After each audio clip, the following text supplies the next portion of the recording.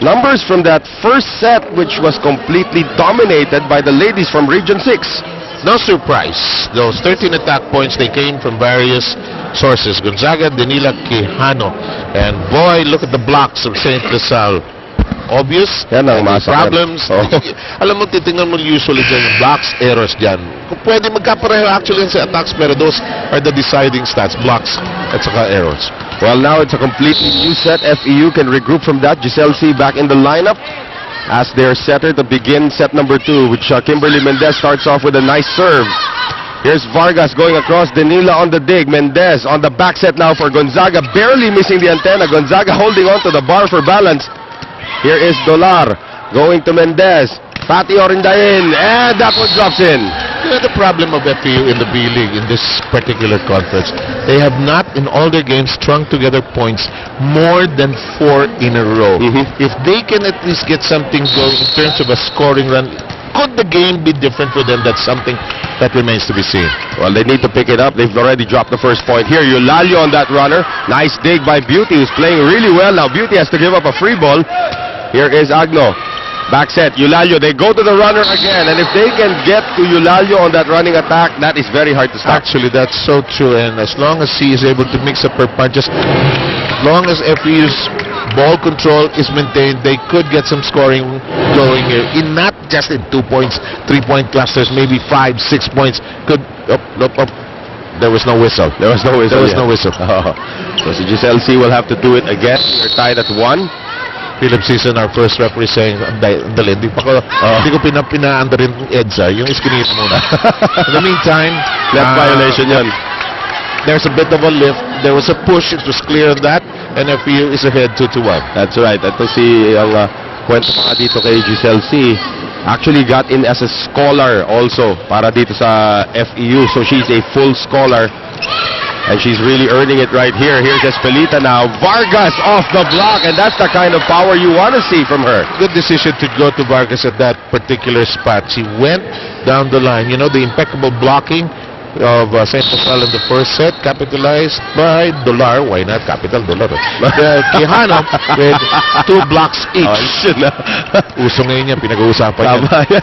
Here's the back set ngayon. Left-handed attack from Pati Orendain. And here is Vargas again off the block. So now, Vargas is starting to wake up and warm up and become a factor in this match, Sam. 2 straight points. String of points finally happening for FEU. They're ahead 4-1. And to think that FEU finished 4th in the recently concluded UAAP, and Vargas was the leading scorer of the league. Axo gets a facial from that dig by San Orseang, who immediately apologizes. One thing you notice about the thighs, smiling people that they are, she immediately apologized. So Agno, no need to actually, but the fact remains they were unable to get the ball in the air there. Quijano on that serve. They go to Vargas down the middle this time. Gonzaga was there, however. Here's Mendez going to Orendain, and the blocking also working out now for FEU. Absolutely. So this is a completely new source of confidence now for the Lady Tamaraw. New outlook indeed, and new source of confidence, because this is blocking dimension of their game was not there in the first set. They're ahead 5-2. If it's Fun Family Pizza, it's gotta be Shakey's.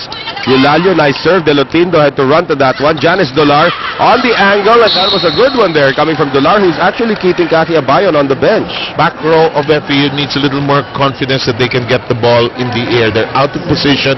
Spikers of St. Louis doing a magnificent job spotting the open spots in both those difficult corner zones. So si Dolar has served out her disciplinary action from the last match. Okay, out of the doghouse now. Here's San Orseang. Nice attack that time, but also nice defense there from the Lady Stingers. Denila sends that one to Santolan Avenue. In the meantime, St. Lasal just... may check ball. Naging puntos patuloy na St. Lasal. Yep, and that's where Lasal's been getting their points. They've been getting some breaks in this game. They've capitalized on it. Finally get the serve back. Because it's the official ball of the Shakey's V-League. Orendain now.